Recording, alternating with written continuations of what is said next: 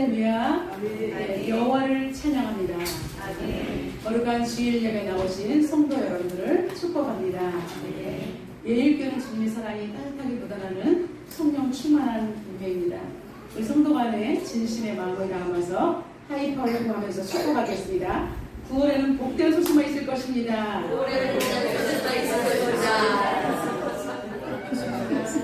네, 반드시 9월에는 여러분의 가정과 대한민국 전역과 세계 열방 가운데 하나님의 놀라운 통치가 일어날 것을 주 예수 그리스도의 이름으로 선포합니다. 아멘. 오늘은 여호와를 기다리는 자라는 제목으로 은혜를 나누겠습니다. 올여름 너무나 더웠습니다. 많은 분들이 이 여름 언제나 끝나나 하고 기다리고 또 기다렸는데도 또 비도 오고 굉장히 많이 힘들었습니다. 모든 분들이 다른 어느 때보다도 선선한 가을을 무척이나 고대했을 것입니다. 저도 9월이 되니 왠지 모를 기대감에 무척이나 좋습니다.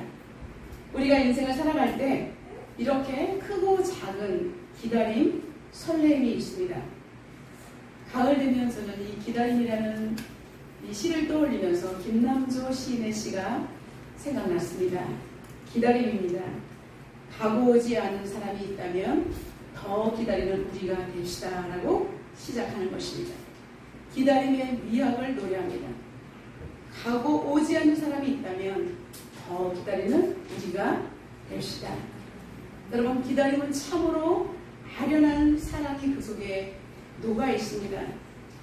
이런저런 기다림 속에 가장 축복된 기다림은 바로 여호와 하나님을 기다리는 것입니다. 우리의 간절한 바람보다 더 우리를 눈이 짓무르듯이 기다리시는 분이 계십니다. 바로 여호와 하나님이십니다. 그 현장 안으로 들어가 보도록 하겠습니다. 오늘 본문의 배경은 남유다의 히스기야 왕이 통치하던 시절입니다. 여호와의 선지자 이사야의 예언이 선포되고 있습니다. 어찌 보면 한 나라에서 왕이 다스릴 때 믿음의 인재가 있다는 것은 너무나 좋은 일입니다. 히스기야 왕 때에 이사야 선지자와 같은 큰 믿음의 공목이 있다는 것은 너무나 귀하고 축복된 일입니다. 이미 북쪽은 아수르에서 멸망당하고 없습니다. 이제 남쪽 히스기야 때부터 시작해서 계속해서 유다는 꼬리를 향해서 가고 있습니다. 북이스라엘의 왕은 19명인데 열왕기 기자는 선한 왕이 하나도 없었다라고 평가하고 있습니다. 남유다는 20명입니다. 그 중에서 선한 왕은 단 8명에 그치고 있습니다. 히스기야 왕은 유대의 남쪽 유대의 13대 왕으로서 선한 왕이라고 일컬음을 받습니다. 히스기야 왕이 통치하던 시절에 이미 북쪽은 없어졌다고 했죠. 이런 이스라엘 12지파 중에 남쪽 유다는 2지파밖에 없는데 이 작은 땅덩어리가 하나님의 나라라고 하나님의 백성이라고 근근히 이어가고 있었던 것입니다. 비록 남과 북이 분열된 왕국이었지만 그들은 같은 민족입니다. 북이스라엘이 멸망당한 것을 가슴 아파해야 하고 북쪽이 왜 멸망당했는지를 그들은 귀한 레슨으로 삼아서 다시는 우리 남쪽 유다도 이러한 불행한 일을 당하면 안 되겠다고 생각해야 합니다. 그러나 남쪽 유다의 사람들은 여전히 돌이키지 않습니다. 이사야 선지자는 남유다가 하나님의 진노를 당해서 북이스라엘과 같이 똑같은 전철을 밟을까봐 하나님의 귀한 것이 보이는 선지자는 가슴이 타들어가는 것입니다. 그래서 어떻게 하든지 하나님의 말씀을 전달하고자 애쓰는 것입니다. 그래서 이제 히스기야 왕에게 하나님의 말씀을 전합니다. 한 나라를 통치하는 왕으로서 주변 정세를 살피지 않을 수는 없습니다. 하나님을 믿고 있지만 주변의 강대국들이 너무나 위험하니까 어느 쪽을 선택해야 될지, 어느 나라와 동맹을 맺으면 우리 유다가 편안할지를 지금의 정세와 똑같이 한 나라의 통치자는 살필 수밖에 없는 것입니다. 그럴 때 히스기야 왕은 왕이시여 애굽을 의지하시면 안 됩니다 라고 하나님이 이끄시는 대로 하셔야 합니다 라고 말합니다. 그런데 여러분 하나님 앞에 선한 왕이라고 일컬었던 정치를 그래도 비교적 선하게 이끌었던 히스기야 왕마저도 그는 눈앞의 현실을 피해갈 수 없고요. 어디와 동맹을 맺었냐면 애굽과 동맹을 맺고 말았습니다. 이때 하나님께서는 첫 번째로 남유다를 향하여 애굽과의 동맹이 무의미하다라고 무섭게 경고를 하십니다. 우리 1절 다 같이 한번 읽어보겠습니다. 패역한 자식들은 화있을 진저 그들이 개교를 베푸나 나로 말미암지 아니하며 맹약을 맺으나 나로 말미암지 아니하며 나의 맹약을 맺으나 나의 영으로 말미암지 아니하고 죄의 죄를 더하다. 아멘. 그들은 화가 있을 것입니다. 나로 말미암지 않고 여호와 하나님을 의지하지 않고 맹약을 맞으나 나의 영으로 말미암지 아니할 때에 죄의 죄가 더 플러스 된다라고 말하고 있습니다. 바로의 그들의 피하러 애굽으로 내려가면서 하나님께 물어보지 아니하였다라고 꼬집습니다. 여러분 한 나라의 위기가 왔을 때 하나님 앞에 기도하며 두 손을 들면서 기도해야 되는데 기도하기 전에 먼저 발이 움직였다는 것입니다. 바로의 그늘, 애굽의 그늘 눈에 볼 때 애굽이 강대국처럼 보이니까 바로의 그늘에 숨겠다고 그로 달려갔습니다. 그럼 하나님 앞에 물어보지 아니하였다라고 이제 이사야 선지자는 꼬집는 것입니다. 애굽을 의지한 결과 어떻게 되었어요? 수치가 되고 바로의 그늘의 피함이 치욕스러운 일이 될 것이다라고 경고하고 있습니다.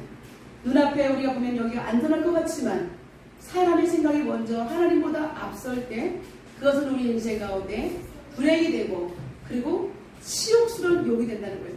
노예보다도 더 못한 그런 죽음과 같은 곳으로 전락될 수밖에 없다는 것입니다. 이제 이사야 선지자는 애굽을 빗대어서 가만히 앉아있는 라합이라고 냉소합니다. 여러분 라합은 기생 라합이 아니라 거대한 폭풍이라는 의미를 가진 고대 근동의 신화에서 혼돈과 풍파를 일으키는 바다의 괴물이 바로 라합입니다. 그렇게 거대한 괴물이 가만히 앉아있는 것처럼 여러분 도와주지 않고 이렇게 애굽은 그렇게 달려갔어요. 수많은 조공을 바칩니다. 힘들고 어려운 곳을 지나서 그들은 다 바리바리 싸가서 우리 유다를 지켜주십시오라고 이제 갖다가 바칩니다.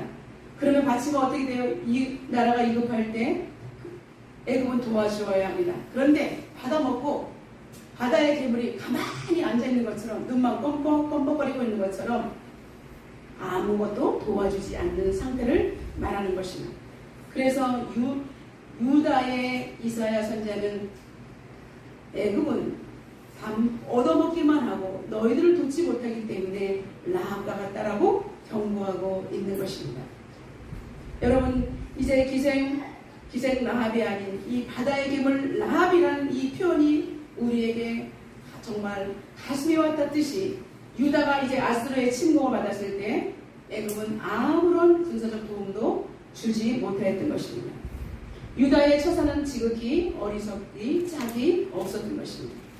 북이스라엘을 멸망시킨 아수르는 이제 남유다까지 삼키려고 할 때 그때의 아수르와 잘 지냈어야 되는 것이 하나님의 뜻이었습니다. 그런데 유다에서 애굽 쪽으로 갔기 때문에 지금 오히려 아수르에 더 화를 일으켰기 때문에 이스라엘은 그러니까 남유다는 더 풍전등화의 위기를 맞게 된 것입니다. 기가 막힙니다. 나라가 망조가 들어도 보통 망조가 되는 것이 아닙니다. 하나님의 예언과 말씀들을 유다 백성들은 발로 밟고 있는 것입니다. 오히려 지도자들은 뭐라고 말합니까? 빈정됩니다. 이사야 선지자를 향해서 거짓된 것을 보여. 차라리 거짓된 것을 보여. 왜 우리가 망해? 절대 망하지 않아. 부드러운 말로 해. 왜 맨날 망한다는 그런 나쁜 말을 하는 거야? 나는 망한다 소리 듣기 싫어. 부드러운 이야기를 할 수 없어? 오히려 나라가 망한다는 이 선지자를 향해서 그들은 폐악을 떨고 있는 것입니다. 안전불감증에 자신들을 배반하는 정치를 하고 있는 것입니다. 여러분, 우리는 때로 신앙생활 할 때 하나님의 무서운 경고를 받고 우리는 나라 민족을 위해서 기도해야 된다고 하는데 사람들은 우리가 무슨 나라가 무슨 일이 있을까? 기도하지 않습니다. 여러분, 하나님의 모든 주권 안에 있기 때문에 우리는 한치 앞을 알지 못해요. 그렇기 때문에 우리는 이 나라 민족과 세계 열방을 위해서 하나님 앞에 기도의 뜻을 들고 기도해야 하는 것입니다. 그리고 나라가 어려울 때 욕하는 것이 아니라 하나님 앞에 도움을 요청해야 하는 것입니다. 10절입니다. 선지자들에게 이르기를 선견하지 말라. 우리에게 바른 것을 보이지 말라. 우리에게 부드러운 말을 하라. 거짓된 것을 보이라. 이렇게 말하는 것입니다. 여러분, 부드러운 말 속에는 여러분 단 음식은 그 입에는 너무나 좋지만 뱃속에 들어갈 때는 안 좋습니다. 병을 일으킬 수 있습니다. 그렇기 때문에 이렇게 하나님 앞에서 깨어서 기도하는 선지자의 말을 들을 때 그들은 하지 말라, 예언하지 말라, 다른 것을 보이지 말라라고 오히려 하나님의 말씀을 전하는 선지자들의 입을 막았던 것입니다. 두 번째, 이제 심판의 메시지가 선포됩니다. 유다 백성들의 폐역한 모습에도 불구하고 하나님께서는 다시 한번 기회를 주시고자 15절을 통해서 하나님께서 기회를 주시고 있는 것을 볼 수가 있습니다. 주 여호와 이스라엘의 거룩하신 이가 이같이 말씀하시되 너희가 돌이켜 조용히 있어야 구원을 얻을 것이요 잠잠하고 신뢰하여야 하는 힘을 얻을 것이거늘 너희가 원하지 아니한다라고 말하고 있습니다. 힘들고 어려울 때 하나님 앞에서 조용히 잠잠히 하나님의 말씀을 들어야 구원을 얻을 수 있다라고 말하고 있습니다. 오히려 선지자를 향해서 대적하지 말라는 것입니다. 하나님 말씀이 지금 선포되고 있는데 하나님 말씀을 듣지 않고 시끄럽게 하면서 오히려 하나님의 입을 막는 악행을 떨고 있는 것입니다. 이때에도 그들은 돌이키지 않습니다. 여러분, 미련한 자는 절구공에 넣고 찧어도 부서지지 않고 오히려 밖으로 튀어나오는 콩알처럼 유다는 마치 하루살이 마치 불이 무서운지 몰라요. 그래서 막 밝은 빛을 향해서 달려들다가 결국은 타들어 죽는 것 같은 양상을 보이게 되는 것입니다. 이에 이제 하나님께서는 계속해서 돌이키라 하지만 그들이 듣지 않자 이제 17절의 무서운 경고를 두 번째로 선포하고 있는 것입니다. 한 사람이 꾸짖은 즉 1000사람이 도망하겠고 5이 꾸짖은 즉 너희가 다 도망하겠고 너희 남은 자는 겨우 산꼭대기에 깃대 받겠고 산마루 위에 기치 받으리라 하셨느니라.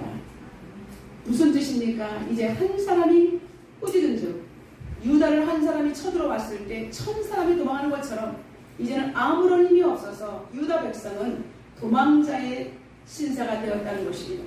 한 사람이 와서 호령을 쳐도 1000명이 도망가는데 5명이 쳐들어왔을 때는 너희가 다 도망하겠다는 것입니다. 너희 남은 자는 겨우 산꼭대기에 숨어드는 것 같고 이제 산마루 위에 펄럭이는 작은 깃발만 같을 것이다 라고 말하고 있습니다. 모든 사람들 다 죽고 흩어졌는데 동굴 속에서 간신히 숨어있는데 펄럭거리는 다 찢어진 깃발과 같다는 것입니다. 자신의 고집과 의지로 행한 유다는 이제 허무, 능력 상실, 그리고 모욕거리로 남게 될 것입니다. 유다에게 내려질 경고는 이미 60만 대군을 이끌고 출애굽했던 과거에 모세가 시내산에서 하나님과 언약을 맺고 이스라엘 백성들에게 선포했던 말씀이기도 합니다. 복과 저주의 신명기의 말씀, 레위기의 말씀을 통해서 이스라엘 백성들에게 하나님께서는 분명히 모세 선지자를 통해서 말을 했습니다. 레위기 26장 8절부터 9절은 이렇게 말하고 있습니다. 또 너희 5이 100을 쫓고 너희 100이 만을 쫓으리니 너희 대적들이 너희 앞에서 칼에 엎드러질 것이며 내가 너희를 돌보아 너희를 번성하게 하고 너희를 창대하게 할 것이며 내가 너희와 함께한 내 언약을 이행하리라. 하나님 앞에 바로 서 있으면 이스라엘 백성이 5명이 오히려 대적들의 100을 쫓을 것이다 라고 말씀하셨어요. 그리고 너희 100이 만을 쫓을 것이다. 이스라엘 백성에게 승리를 하나님께서는 이미 모세를 통해서 시내산에서 언약을 주셨다는 것입니다. 하나님 말씀을 지키면 복을 받고 그렇지 않으면 멸망하리라. 복과 저주를 통해서 분명히 말씀하셨습니다. 그런데 어떻게 됐어요? 후대 수많은 세대에 올라서 후대를 살아가는 지금 남유다는 어떻게 돼요? 거꾸로 되었습니다. 상대하게 쫓기는 이제는 남에게 정말 이제는 모욕거리가 될 뿐 아니라 도망자의 신세로 될 수밖에 없다는 것을 하나님의 진노의 말씀이 지금 임하고 있는 것입니다. 이제 유다는 다 끝났습니다. 더 이상 돌이킬 수 없는 회복 불가능한 상태에 이르고 말았습니다. 그런데 우리 하나님은 우리가 망하는 것을 절대로 보고만 계신 분이 아니십니다. 하나님께서는 우리에게 한 번 더 은총의 메시지를 선포하고 계십니다. 세 번째, 유다가 돌아오기를 여호와 하나님이 기다리십니다. 우리 18절 다 같이 힘찬 목소리로 선포하겠습니다. 그러나 여호와께서 기다리시나니 이는 너희에게 은혜를 베풀려 하시며 일어나시리니 이는 너희를 긍휼히 여기려 하시리라. 대저 여호와는 정의 하나님이시라. 그를 기다리는 자마다 복이 있도다. 아멘. 하나님께서는 이렇게 경고하고 경고해도 돌이키지 않는 그들에게 그래도 한 번 더 우리 하나님께서는 이제 내가 너희들을 기다린다, 돌아오라 라고 말하고 있습니다. 사랑하는 성도 여러분, 하나님은 이렇게 긍휼의 하나님이시며 우리에게 은혜를 베푸시는 사랑의 하나님이신 줄로 믿습니다. 그리고 오늘도 우리 하나님께서는 주님의 음성을 듣고 하나님 앞으로 나오기를 기다리는 분이신 줄로 믿습니다. 하나님은 우리가 죄악 가운데 있음에도 불구하고 여전히 그럼에도 불구하고 우리를 기다려 주시겠다라고 말씀하고 있습니다. 우리 옆 사람을 축복하겠습니다. 기회 있을 때 하나님께 돌아옵시다. 저도 여러분에게 부탁하겠습니다. 여러분 성전 뜰만 밟지 마시고 제발 하나님의 백성답게 하나님의 말씀 안으로 들어오시기를 부탁드립니다. 여러분 성전 뜰만 밟아야 소용이 없습니다. 예수 그리스도가 내 안에 들어오지 않고는 하나님이 내 아버지라고 바른 고백이 있기 전에는 여러분은 죄송하지만 구원받은 백성이 아닌 것입니다. 반드시 여러분 구원받은 백성이 되기를 주님의 이름으로 축원합니다. 마치 성경에 보면 두 아들을 둔 아버지가 둘째 아들이 외국에 나가서 아버지의 전 재산을 허랑방탕함으로 다 소비할 것을 알면서도 그를 여전히 기다리시면서 동구박을 날마다 쳐다보시고 집 앞 대문을 캄캄한 어둠이 올 때까지 계속해서 서성이시는 그 아버지의 마음을 기억하시기 바랍니다. 하나님은 이제 유다 백성에게 징계를 주시기에 심판의 메시지를 선포하신 것이 아닙니다. 심판하시나 구원하시기 위한 하나님의 본연의 목적을 알고 지금 기회 있을 때 하나님의 긍휼하심 앞에 우리가 두 손 들고 나오시기를 바랍니다. 그렇다면 하나님께서는 남유다 백성들을 징계하시는 이유가 무엇일까요? 첫 번째로 징계의 대상자로 하여금 자신의 잘못을 깨닫고 하나님 앞에 돌아오기 위함인 것입니다. 여러분, 우리가 자녀를 키울 때 눈물 흘리는 자녀에게 매를 댈 때는 그 자녀가 돌이키지 않기 때문에 따끔한 매를 종아리에 때리면서 아파할 때 네가 이렇게 이런 것을 했기 때문에 아빠가 엄마가 이렇게 하는 거야. 다시는 그렇게 하지 마 라고 그 아픔을 통해서 다음부터는 그런 일을 저지르지 않아야 되겠다라고 정말 생각을 하라고 그 사랑의 매를 드는 것입니다. 두 번째, 하나님은 불의에 대해서 선악간에 심판하시는 공의로운 분이심을 나타내기 위해서 징계하시는 것입니다. 나는 공의 하나님. 왜냐하면 죄에 대해서는 이렇게 가차없이 이렇게 할 수밖에 없어. 그러나 회개하고 돌아오면 나는 언제든지 너를 용서해주고 사랑을 베풀어 주실 거다라는 하나님의 본연의 공의 하나님을 알려주시기 위함입니다. 시편 103편 6절에 이렇게 말씀합니다. 여호와께서 공의로운 일을 행하시며 억압당하는 모든 자를 위하여 심판하시는도다. 하나님은 공의로운 일을 하시는데 억압당하는 자를 위해서도 하나님께서는 심판하시는 것입니다. 왜냐하면 여러분 심판하지 않으면 억압당하는 자는 계속 고통을 당한단 말이에요. 그렇기 때문에 하나님은 공평하게 연약하고 힘들고 버거운 사람이 눌리지 않도록 그리고 포악을 떠는 그 사람들을 심판할 수밖에 없다는 것입니다. 유다 백성이 하나님을 의지하면 하나님을 의지하는 이 연약한 유다 백성을 하나님께서는 보호하시겠다는 보호장치를 말씀하시는 것입니다. 세 번째로 영원히 회개하고 하나님께 돌아오며 마음이 하나님을 향하도록 하기 이함입니다. 여러분, 우리의 영혼이 회개를 해야 합니다. 하나님 앞에 영혼 깊숙이 여러분 하나님의 터치가 있어야 합니다. 그럴 때 마음이 움직입니다. 하나님을 향하여 그때 비로소 마음이 열리는 것입니다. 이사야 55장 6절과 7절에 이렇게 말합니다. 너희는 여호와를 만날 만한 때에 찾으라. 가까이 계실 때에 그를 부르라. 악인은 그의 길을, 불의한 자는 그의 생각을 버리고 여호와께 돌아오라. 그리하면 그가 긍휼히 여기시리라.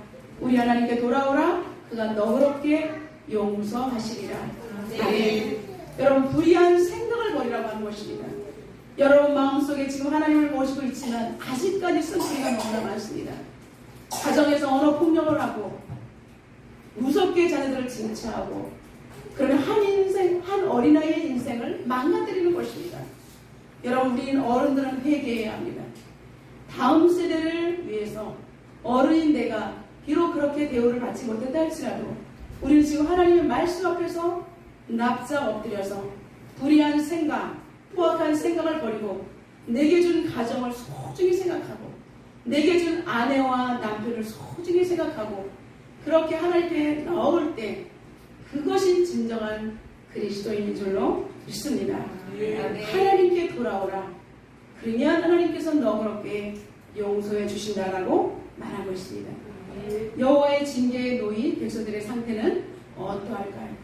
돌아오지 않고 여호와의 징계에 놓인 백성들의 상태는 고난의 떡과 고생의 물을 먹게 된다라고 20절에 기록되어 있습니다. 여러분, 전쟁이 일어났어요. 한 나라가 교회가 말씀이 임해지고 복음이 임해지고 기도가 멀어질 때 여러분 나라에 위기가 올 수밖에 없습니다.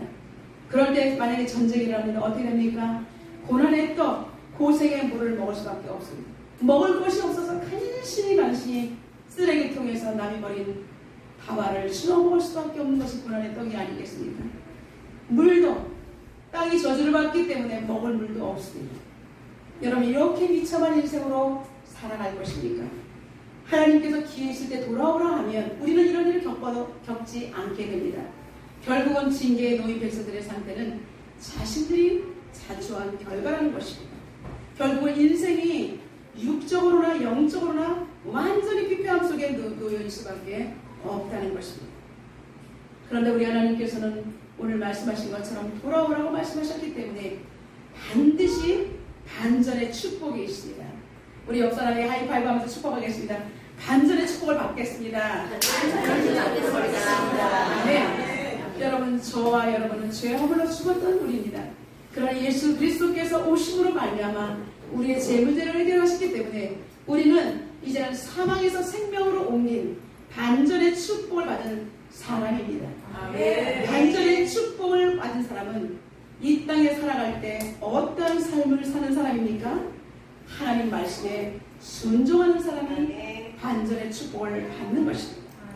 하나님 말씀에 엎드리는 자, 하나님 말씀을 피해갈 수 없는 자, 하나님 말씀이 너무나 좋아서 그 말씀을 받아 먹기 위해서 애를 쓰는 자, 여러분, 이런 사람에게는 하나님께서 축복하시는 줄로 믿습니다.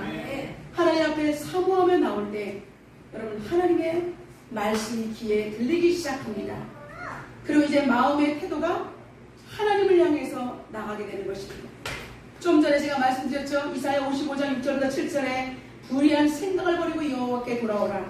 마음이 이제 하나님을 향해서 고정되어 있다는 것입니다. 마음의 태도가 하나님 앞에 고정되어 있을 때 어떤 현상이 일어납니까? 첫 번째로는 좌로나 우로나 치우치지 않는 하나님 중심의 신앙이 되는 것입니다. 여호수아 1장 7절의 말씀입니다. 그들은 가나안 땅에 들어갈 때 거기는 우상이 많은 나라지만 그 지역에 들어갔을 때 나와 내 가족은 오직 여호와 하나님을 섬기겠다라고 여호수아가 먼저 선포했습니다. 그러자 백성들도 우리도 그렇게 하겠다라고 말하고 있는 것입니다. 그리고 여호수아가 두려워할 때 모세가 여호수아에게 말씀을 주기도 했습니다. 오직 강하고 극히 담대하여 나의 종 모세가 내게 명령한 그 율법을 다 지켜 행하고 우로나 좌로나 치우치지 말라. 그리하면 어디로 가든지 형통하리니. 아멘. 여러분 마음이 하나님 옆에 고정되며 좌로나 우로나 치우치지 않으면 어느 곳에 가든지 하나님께서 형통의 복을 주시는 줄로 믿습니다. 두 번째로 마음이 하나님을 향해서 고정되고 순종하는 자에게는 회개함으로 바른 길을 걷게 됩니다. 아, 내가 하나님 앞에 너무나 멀리 있었구나. 내가 너무나 불의한 생각을 가지고 있었구나. 내가 소중한 것을 알아보지 못했고 비난했구나라고 알게 되는 것입니다. 여러분의 입에서는 지금 어떠한 말이 나오고 있습니까? 비난의 말입니까? 칭찬의 말입니까? 격려의 말입니까? 아직까지 내가 쓴뿌리가 많아서 계속해서 칼날 같은 언어가 나온다면 여러분 하나님 앞에 철저히 회개하시기를 주님의 이름으로 부탁드립니다. 회개하지 않고는 여러분 복을 받을 생각하지 마시기 바랍니다. 하나님 앞에 회개하지 않고는 하나님의 백성이 될 수가 없습니다.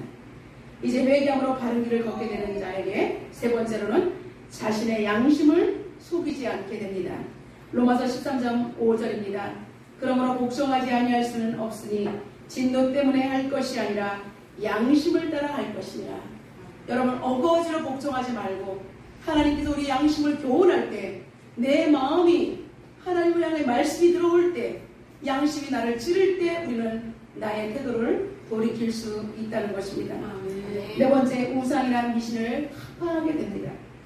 22절입니다. 부어 만든 우상에 올린 금을 더럽게 하여 불결한 물건을 던진 같이 던지며 이르기를 나가라 하리라. 이제 우상을 예수님의 이름으로 나가라. 모든 더럽고 추한 것은 예수님의 이름으로 떠나가라고 선포할 수 있게 된다는 것입니다.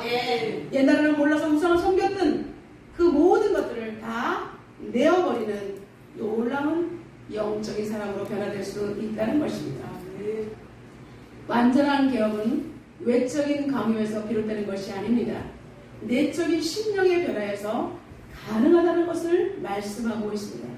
여러분이 겉으로는 아무리 정말 신실한 그리스도인인 척 할 수 있으나 그러나 마음을 속일 수는 없습니다. 내적인 깊은 곳에서 심령 깊은 곳에서 나는 죄인이었어요. 하나님 나를 용서해 주세요. 이렇게 회개가 일어날 때 비로소 여러분은 하나님의 자녀가 되는 것입니다. 진정으로 회개한 심령에게는 하나님의 축복이 있다라고 오늘 본문에서 말하고 있습니다. 어떠한 축복을 주실까요? 첫 번째로 이 땅의 터전에서 나오는 소선의 복을 받게 된다라고 말하고 있습니다. 우리 23절과 24절 다 같이 선포합니다. 내가 땅에 뿌린 종자에 주께서 비를 주사 땅이 먹을 것을 내며 곡식 풍성하고 기름지게 하실 것이며 그날에 내가 주의 광활한 목장에서 먹을 것이요 닭가는 소와 어린 나귀로 키와 새사랑으로 까부르고 맛있게 한 먹이를 먹을 것이다. 아멘. 여러분 이 땅에서의 여러분들이 하는 모든 일터와 가정과 직장과 모든 것이 삶의 터전에서 하나님께서 소산의 복을 주신다는 것입니다. 여러분이 하는 대로 복을 넘치게 부어주신다는 것입니다. 두 번째로는 적들을 막아주시고 우리의 삶 가운데 평화가 오게 된다고 말하고 있습니다. 25절입니다. 크게 살육하는 날 망대가 무너질 때에 고산마다 출렁마다 그 뒤에 개울과 시냇물이 흐를 것이다. 아멘. 여러분 황폐한 산천에 다시 아름답고 기름짐으로 백성들에게 행복한 일상이 누리게 될 것이라는 것입니다. 여러분 개천이 흐른다는 건 뭐예요? 너무나 아름다운 풍요로운 모습을 말하는 것입니다. 하나님께서 이제 적들을 막아주시고 우리가 살아가는 모든 곳에 다시 모든 일상이 회복된다는 것을 말하고 있습니다. 세 번째, 완전한 치유와 회복을 경험하게 됩니다. 26절입니다. 여호와께서 자기 백성의 상처를 싸매시며 그들의 맞은 자리를 고치시는 날에는 달빛은 햇빛 같겠고 햇빛은 7배가 되어 7날의 빛과 같으리라. 아멘. 여러분 달빛이 햇빛처럼 그렇게 여러분들을 하나님께서 높여주신다는 것입니다. 여러분의 인생은 하나님께서 높여주시고 여러분의 삶은 주님의 영광으로 인해서 빛나게 될 것입니다. 이제 우리는 하나님의 형상으로 회복됩니다. 어둠이 아닌 생명의 빛으로 우리는 바뀌게 되는 것입니다. 한 젊고 유능한 한 유태인 의사가 나치에 의해서 아우슈비츠 수용소에 수용되었습니다.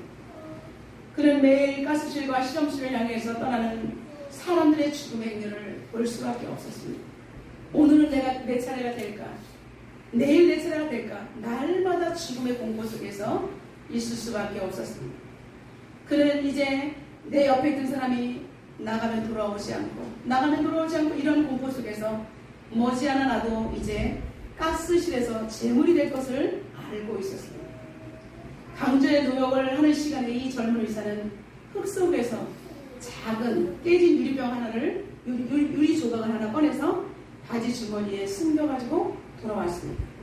그리고 그는 그날부터 내가 언제 죽을지 모른다는 생각에서 그는 그것을 자살을 기도한 것이 아니라 날마다 덥수룩한 이 수염을 그 유리 조각을 작은 걸 가지고 잘라내기 시작합니다. 그래서 잔털 하나도 없이 깨끗하게 면도를 하기 시작했습니다. 오후가 되면 이제 나치들이 와서 가스실로 보낼 처형자들을 부릅니다. 이렇게 너 나와 몇 번 나와 이렇게 하면서 불린 사람은 나가서 가스실로 가면 돌아오지 않는 것입니다. 나치들은 이 젊은 의사가 얼굴이 깨끗하게 하고 눈이 촉촉한 사람 볼 때에 왠지 가스실에 데려가고 싶다는 생각이 안 들었기 때문에 이 사람은 계속해서 남게 된 것입니다. 여러분, 이 의사의 턱을 보고 차마 그를 가스실로 보내지 못했던 것입니다. 그러나 이제는 잘 면도된 그런 턱으로 나는 쓸모있는 인간이라는 모습을 무언중에 그는 그렇게 나치들에게 소심하게 대항하고 있었던 것입니다. 그러자 그의 모습을 보고 이 사람은 아직까지 죽기는 이르다라고 생각을 하게 만들었습니다. 결국 이 의사는 나치가 완전히 패망할 때까지 살아남았습니다. 할렐루야. 그가 살아서 죽음의 소용소를 떠날 때 그의 소지품은 아무것도 없고 그 깨진 유리 조각이 하나 있었습니다. 그는 삶에 대한 강한 의지를 가지고 하나님의 도움을 기다렸던 것입니다. 그는 이렇게 사도전에 써 있습니다. 하나님의 도움은 결코 늦는 법이 없습니다. 다만 우리가 너무 성급할 뿐입니다. 그는 죽음의 소용소에서 날마다 면도를 하면서 이대로 죽게 하지 않으실 하나님을 기다리면서 소망을 가졌습니다. 그래서 그는 이 죽음의 공포 속에서도 자기가 우울증에 걸리지 않고 살아남은 것을 이는 훌륭한 정신과 의사가 되어서 치료 기법인 로고 테라피를 정립했습니다. 사람들이 나는 괴로워요, 나는 죽을 것 같아요 할 때 나는 죽지 않아, 오히려 손에 땀이 많이 나서 그래 더 나가라, 이렇게 오히려 거꾸로 명령을 하는 것입니다. 그러면 손에서 긴장하는 사람이 막 땀이 나요. 사람 앞에만 하면 땀이 막 비질비질 나는 사람이 그래 나는 땀이 나는 사람이에요. 그래서 더 많이 씻어야 돼요. 이렇게 사람들한테 자신을 탁 밝히는 순간 이 손에서 땀이 나지 않는다는 것입니다. 이것이 바로 로고 테라피입니다. 저는 이거 실제로 이걸 배웠습니다. 여러분, 고난은 어떻게 인간이 생각하냐 그렇게 극복할 수 있다는 것입니다. 하나님을 기다리는 자, 하나님께 내 인생을 맡겼을 때 그는 이렇게 죽음에서 살아날 뿐 아니라 건강하게 살아남아서 수많은 사람들이 죽음의 공포에 그리고 괴로움의 공포에 시달릴 때 그의 정신세계를 치유하는 훌륭한 의사가 되었고요. 20세기를 대표하는 한 시대의 핵을 그을 수 있는 그러한 유명한 정신의학자 바로 빅터 프랭클의 이야기인 것입니다.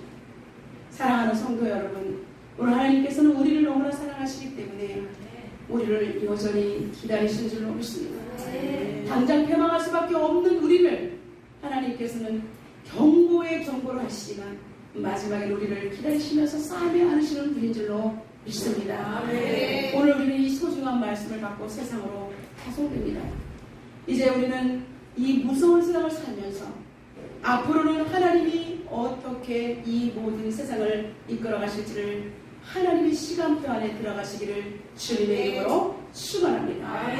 하나님 말씀 앞에 서 있으면 여러분에게는 예리한 통찰력을 하나님께서 주실 줄로 믿습니다. 하나님의 생명의 말씀을 놓치지 않고 하나님을 간절히 사모하는 저와 여러분이 되시기를 주님의 이름으로 축원합니다. 그리고 우리를 간절히 기다리시면서 오늘도 온 땅을 두루 감찰하사 전심으로 당신에게 나오는 자를 찾으시는 하나님 앞에 하나님께서 도우시는 능력을 놓치지 마시기를 주님의 이름으로 축원합니다. 그리고 하나님 앞에서 한 영혼이라도 주님 앞에 돌아오기를 간절히 바라시는 하나님 앞에 한 영혼을 주님 앞에 세우는 복된 예일 공동체가 되기를 주님의 이름으로 축원합니다. 우리 오늘 주신 말씀 붙들고 하나님 앞에 기도하는 시간을 갖도록 하겠습니다. 하나님께서는 여전히 우리를 기다리시는 분입니다. 하나님, 내가 주님을 떠났었습니다. 제대로 섬기지 못했었습니다. 그러나 하나님 오늘 말씀을 통해서 아버지 북이스라엘이 멸망당하고 남유다가 달랑 남았음에도 불구하고 그들은 이렇게 하나님의 말씀을 전하는 이사야의 말씀을 그들은 듣지 않고 계속해서 하나님 보이는 환경대로 따라갔을 때 어려움이 올 수밖에 없습니다. 하나님 오늘도 우리에게 말씀하십니다. 지금 거기 가면 죽음이다. 이제 다시 하나님 앞으로 돌아오라. 하나님 앞으로 돌아오라고 말씀하고 있습니다. 하나님, 우리가 그렇게 되기를 바랍니다라고 주님 앞에 통성으로 기도하며 나가도록 하겠습니다. 살아계신 하나님, 우리에게 하나님 말씀을 주신 하나님을 찬양합니다. 하나님 아버지, 우리는 정말 유다의 백성들과 똑같은 환경을 살아가고 있습니다. 하나님의 말씀을 들으면서도 그 말씀이 귀에 들리지 않아서 내 생각, 내 뜻대로 살아갈 때가 너무나 많습니다. 하나님, 우리는 왜 이렇게 원하는 것입니까? 하나님의 마음속에 살아계신 하나님의 말씀, 생명의 말씀이 온전히 장착되어 있지 않기 때문입니다. 하나님 아버지, 하나님 말씀을 가까이 할 때, 하나님 아버지 찾을 때, 생명의 말씀을 놓치지 않을 때 우리는 살아갈 수 있습니다. 하나님은 여전히 돌아오라고 말하고 있습니다. 하나님 먼저 예수님의 이름을 아는 우리가 하나님 앞에 온전히 돌아오게 도와주시고, 돌아와서 내가 변화될 수 있도록 도와주시고, 하나님의 영상을 다시 찾을 수 있도록 도와주시옵소서. 하나님은 지금도 온 땅을 또 감싸고 계십니다. 당신에게 나오는 자에게 능력을 부어주시겠다고 말하고 있습니다. 하나님 오만치자 우리의 능력으로 살아갈 수 없습니다. 하나님의 능력 주의 성령으로 살아갈 나올 수밖에 없사오니 주의 우리에게 능력을 더하여 주시옵소서. 아버지, 한 영혼이라도 주님 앞으로 돌아오기를 간절히 기다리시는 하나님 앞에 영혼을 세울 수 있도록 하나님 아버지, 우리가 영혼 구원에 앞장설 수 있는 우리가 되게 하여 주시옵소서. 하나님, 그래서 기도의 용사로 하나님의 마음을 시원케 드리기 위해서 아버지를 쓰고 노력하는 우리가 될 수 있도록 주님 도와주시옵소서. 주님, 이 나라 민족을 불쌍히 여겨주십시오. 다음 세대를 하나님 고쳐주십시오. 이 땅을 고쳐주시옵소서. 하나님 한국교회가 일어나게 하시고 이 나라 민족이 하나님을 향하여 아버지 하나님을 간절히 기다리며 또한 우리 하나님께서 우리를 찾으시는 하나님과 우리가 하나가 될 수 있도록 축복하여 주시옵소서. 전능하신 하나님, 하나님의 생명의 말씀을 받았습니다. 하나님을 간절히 사모하는 우리 모두가 되게 하여 주시고, 이제는 말씀을 그냥 겉으로 듣지 않게 하시고 말씀을 하나님 받아서 내 마음속에 하나님 앞 신비에 새기게 도와주시고, 하나님과 동행할 수 있는 성령의 사람이 될 수 있도록 주님 도와주시고, 아버지 한 영혼이라도 주님 앞에 세울 수 있는 거룩한 하나님의 사람이 될 수 있도록 축복하여 주옵소서. 예수님의 이름으로 기도드려옵나이다. 아멘.